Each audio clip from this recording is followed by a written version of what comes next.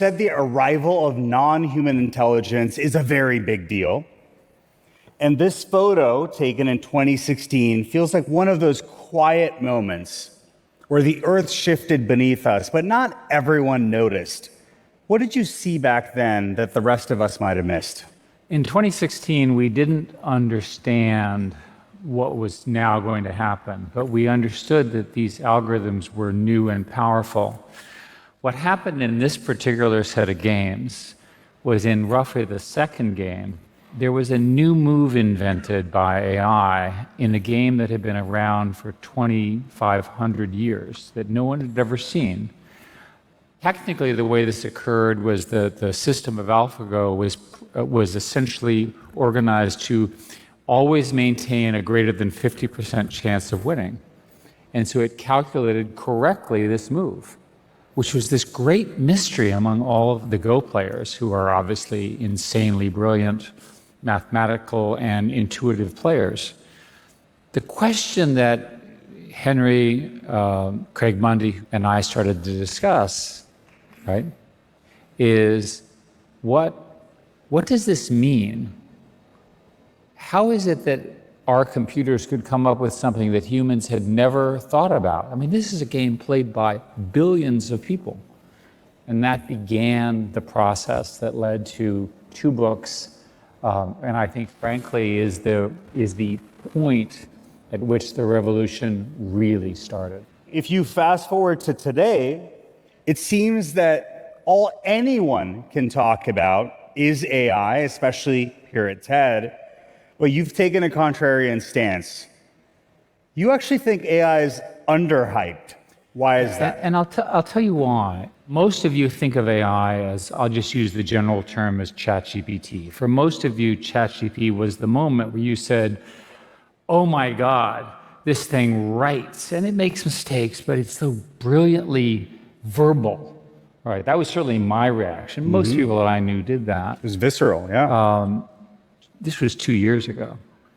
Since then, the gains in what is called reinforcement learning, which is what AlphaGo helped invent and so forth, allow us to do planning.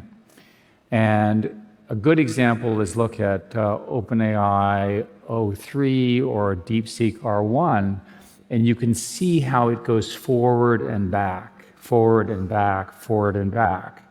It's extraordinary.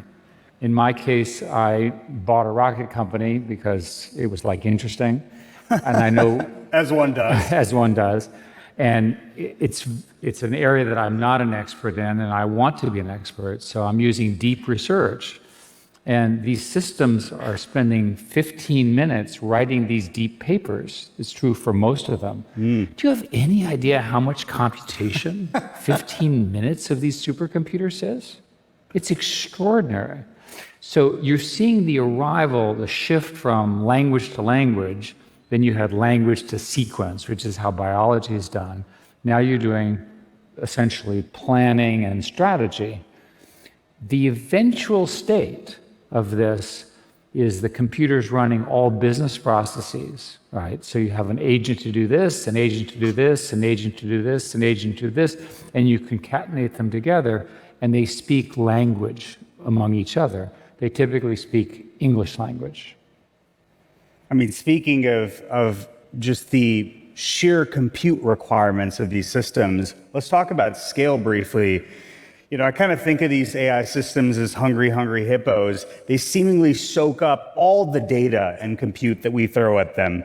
They've already digested all the tokens on the public internet, and it seems we can't build data centers fast enough. What do you think the real limits are, and how do we get ahead of them before they start throttling AI progress? So there's a real limit in energy. I'll give you an example. There's one calculation, and I testified on this week in Congress, that we need another 90 gigawatts of power in America. My answer, by the way, is think Canada, right? Nice people full of hydroelectric power, but that's apparently not the political mood right now. Sorry. So 90 gigawatts is 90 nuclear power plants in America. Not happening. We're building 0. right? How are we going to get all that power? This is a major, major national issue.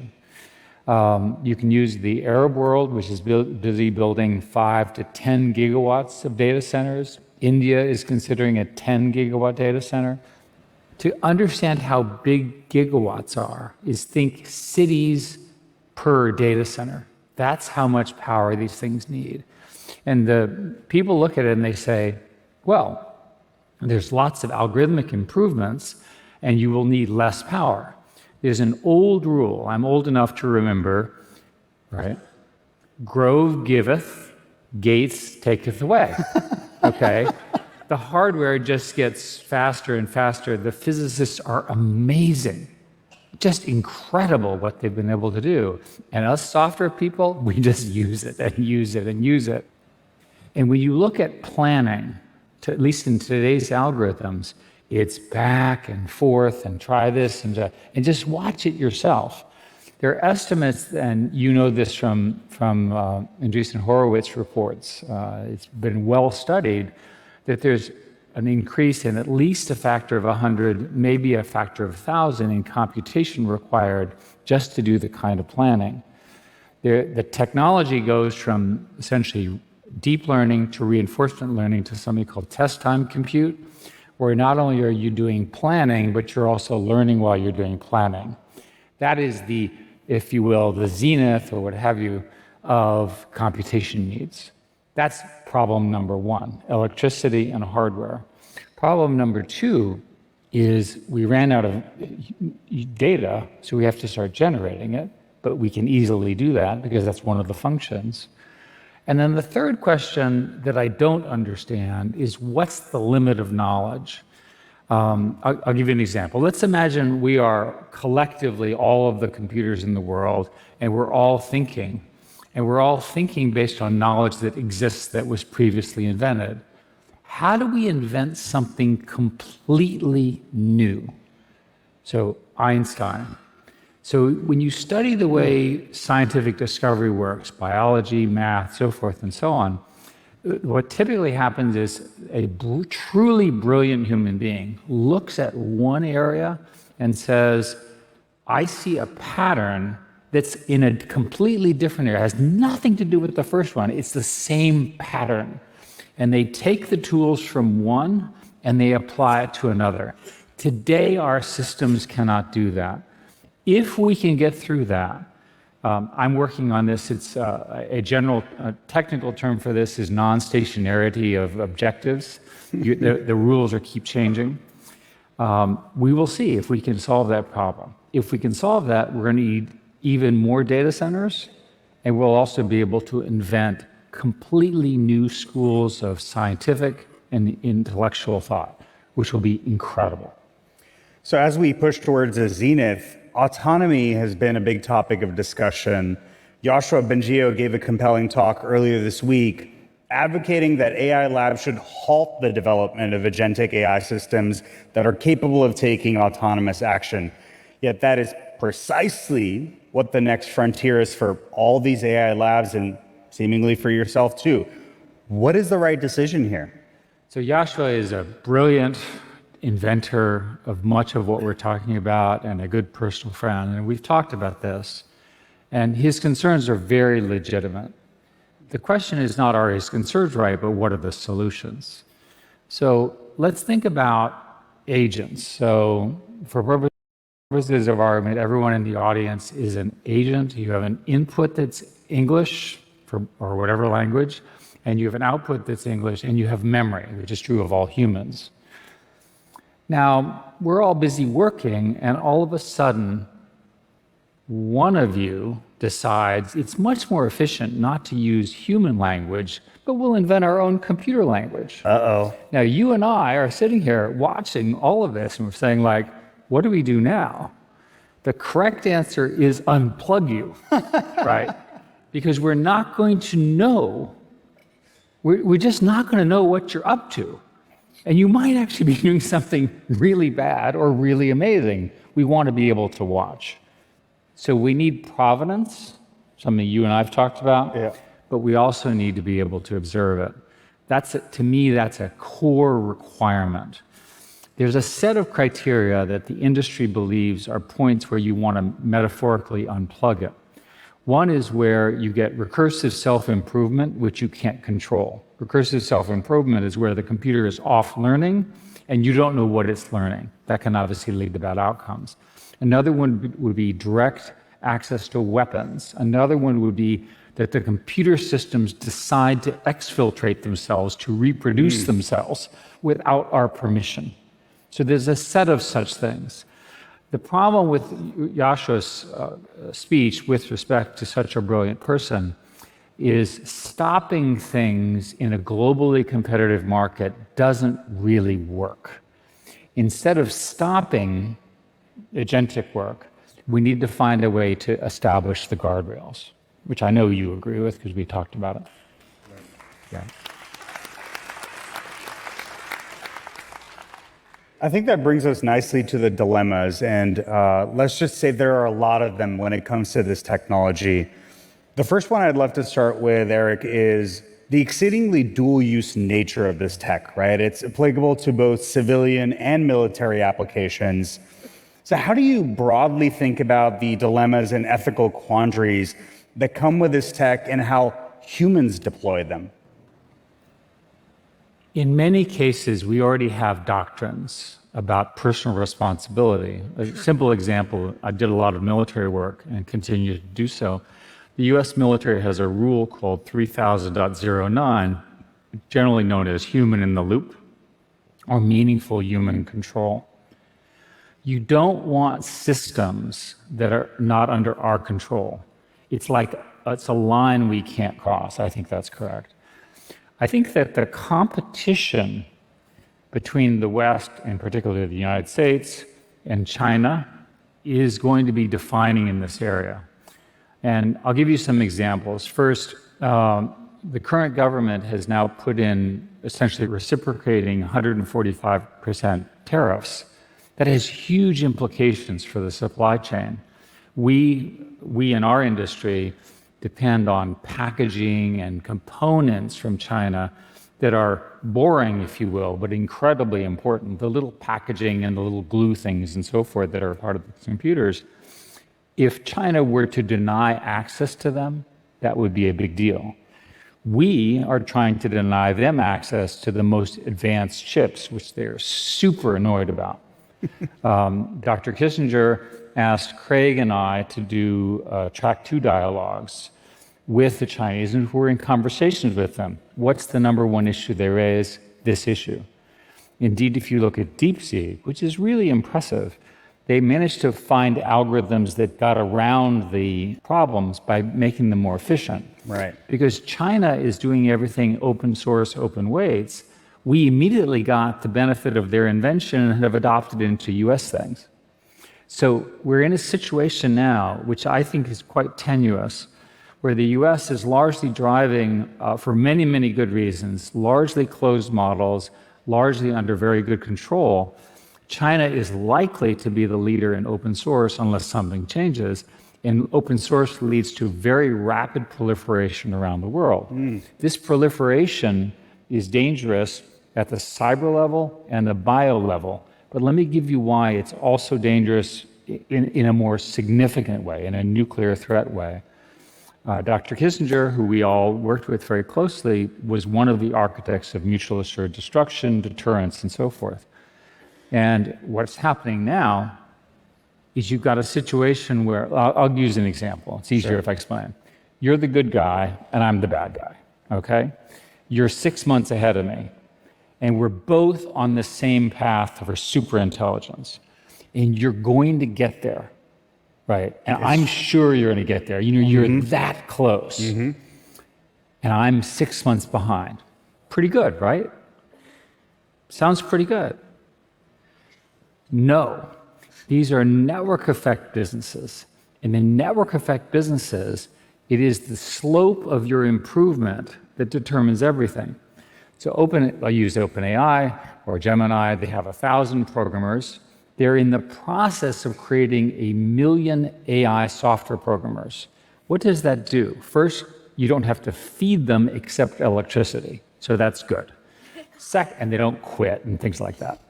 Second, the slope is like this. Well, as we get closer to superintelligence, the slope goes like this. If you get there first, you dastardly person, You're never going to be able to catch me. I will not be able to catch you. And I've given you the tools to reinvent the world and, in particular, destroy me. That's how my brain, Mr. Evil, is going to think. So what am I going to do? Sabotage. The first thing I'm going to do is try to steal all your code. And you've prevented that because you're good. And you were good. So you're still good at Google. Second, then I'm going to infiltrate you with humans. Well, you've got good protections against that. You know, we don't have spies. So what do? I'm going to go in and I'm going to change your model. I'm going to modify it. I'm going to actually screw you up to get me so I'm one day ahead of you. And you're so good, I can't do that. What's my next choice? Bomb your data center. Wow. Now, do you think I'm insane? These conversations are occurring around nuclear opponents today in our world. There are legitimate people saying the only solution to this problem is preemption. Now, I just told you that you, Mr. Good, are about to have the keys to control the entire world, both in terms of economic dominance, innovation, surveillance, whatever it is that you care about. I have to prevent that. We don't have any language in our society. The foreign policy people have not thought about this, and this is coming. When is it coming? Probably 5 years. We have time. We have time for this conversation, and this is really important. Let me push on this a little bit. So if this is true and we can end up in this sort of standoff scenario and sort of the equivalent of mutually assured destruction, you've also said that the US should embrace open source AI, even after China's DeepSeek showed what's possible with a fraction of the compute. But doesn't open sourcing these models just like hand capabilities to adversaries that'll accelerate their own timelines? This is one of the wickedest, or we call them wicked hard problems. Our industry, our science, everything about the world that we have built is based on academic research, open source, so forth. Much of Google's technology was based on open source. Some of Google's technology is open source, some of it is proprietary, perfectly legitimate. What happens when there's an open source model that is really dangerous and it gets into the hands of the Osama bin Ladens of the world? And we know there are more than one, unfortunately. We don't know. The consensus in the industry right now is the open source models are not quite at the point of national or global danger. But you can see a pattern where they might get there. So a lot will now depend upon the key decisions made in the US and China and in the companies in both places. The reason I focus on the US and China is they're the only two countries where people are crazy enough to spend the billions and billions of dollars that are required to build this new vision. Europe, which would love to do it, doesn't have the capital structure to do it. Most of the other countries, not even India, has the capital structure to do it, although they wish to. Arabs don't have the capital structure to do it, although they're working on it. So this fight, this battle, will be the defining battle. I'm worried about this fight. Dr. Kissinger talked about the likely path to war with China was by accident. And he was a student of World War I. And of course, World War I started with a small event, and it escalated over that summer in, I think, 1914. And then there was this horrific conflagration. You can imagine a series of steps along the lines of what I'm talking about that could lead us to a horrific global outcome. That's why we have to be paying attention. I want to talk about one of the recurring tensions here before we move onto the dreams is to sort of moderate these AI systems at scale, right? There's this weird tension in AI safety that the solution to preventing 1984 often sounds a lot like 1984. So proof of personhood is a hot topic. Moderating these systems at scale is a hot topic. How do you view that trade-off, right? That in trying to prevent dystopia, let's say preventing non-state actors from using these models in undesirable ways, we might accidentally end up building the ultimate surveillance state. It's really important that we stick to the values that we have in our society. I am very, very committed to individual freedom. It's very easy for a well-intentioned engineer to build a system which is optimized and restricts your freedom. So it's very important that human freedom be preserved in this. A lot of these are not technical issues, they're really business decisions. It's certainly possible to build a surveillance state, but it's also possible to build one that's freeing.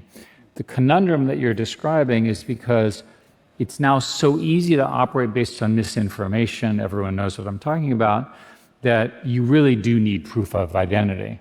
But proof of identity does not have to include details.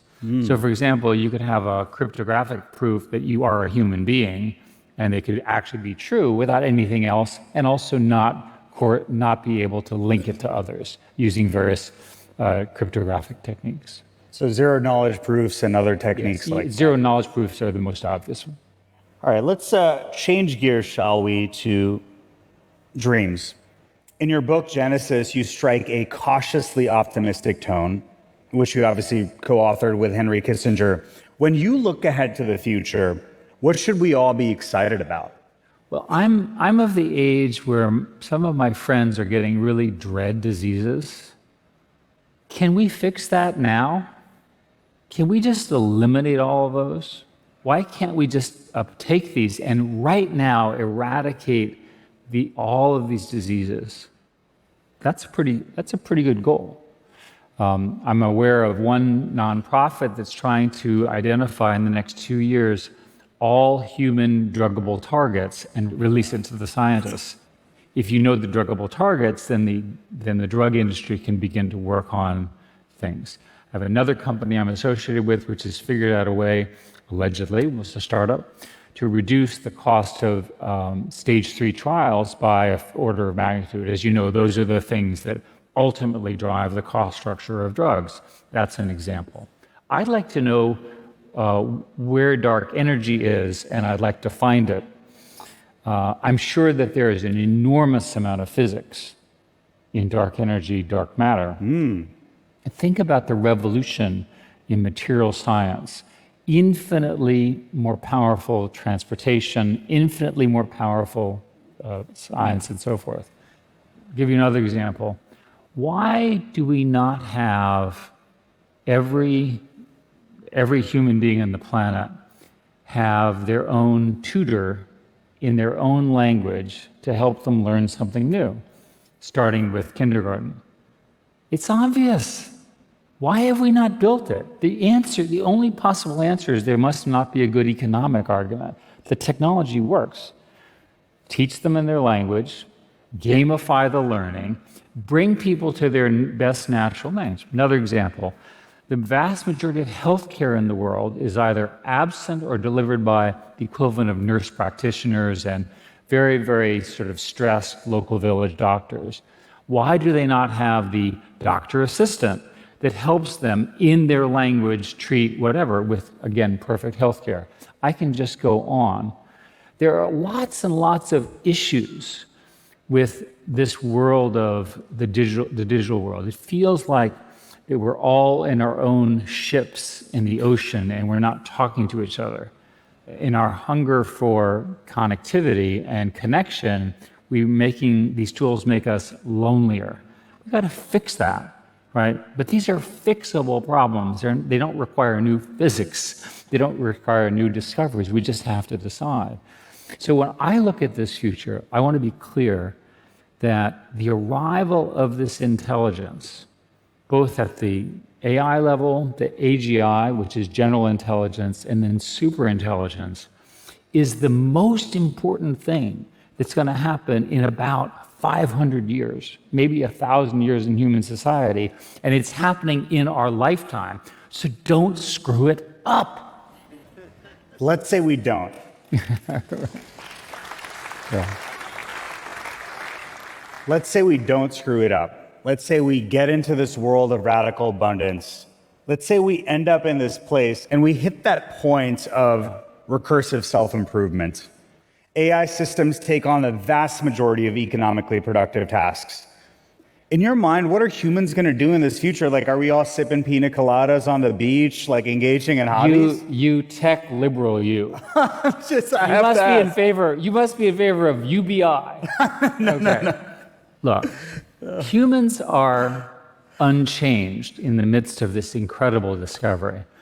Do you really think that we're going to get rid of lawyers? No, they're just going to have more sophisticated lawsuits, right? Do you really think we're going to get rid of politicians? No, they'll just have more platforms to mislead you. Sorry. Oh my God. I mean, I can just go on and on and on. The key thing to understand about this new economics is that we collectively as a society are not having enough humans. Right. Look at the reproduction rate in Asia is essentially 1.0 for two parents. This is not good, right? So for the rest of our lives, the key problem is going to get the people who are productive, that is in their productive period of lives, more productive to support old people like me, right, who will be bitching that we want more stuff from the younger people. That's how it's going to work. These tools will radically increase that productivity. There's a study that says that we will, under the set of assumptions around agentic AI and discovery and the scale that I'm describing, which is a lot of assumptions, that you'll end up with something like 30% increase in productivity per year. Having now talked to a bunch of economists, they have no models for what that kind of increase in productivity looks like. We just have never seen it. It didn't occur in any rise of a democracy or a kingdom in our history. It's unbelievable what's going to happen. Hopefully we will get it in the right direction. It is truly unbelievable. Let's bring this home, Eric. You've navigated decades of technological change. For everyone that's navigating this AI transition, technologists, leaders, citizens that are feeling a mix of excitement and anxiety, what is that single piece of wisdom or advice you'd like to offer for navigating this insane moment that we're living through today? So one thing to remember is that this is a marathon, not a sprint. One year I decided to do a 100-mile bike race, which is a mistake. And the idea was, I learned about spin rate. Every day you get up and you just keep going. You know from our work together at Google that it's when you're growing at the rate that we're growing, you get so much done in a year, you forget how far you went. Humans can't understand that. And we're in this situation where the exponential's moving like this. As this stuff happens quicker, you will forget what was true 2 years ago or 3 years ago. That's the key thing. So my advice to you all is ride the wave, but ride it every day. Don't view it as episodic and something you can end, but understand it and build on it. Each and every one of you has a reason to use this technology. If you're an artist, a teacher, a physician, a business person, a technical person, if you're not using this technology, you're not going to be relevant compared to your peer groups and your competitors and the people who want to be successful. Adopt it and adopt it fast.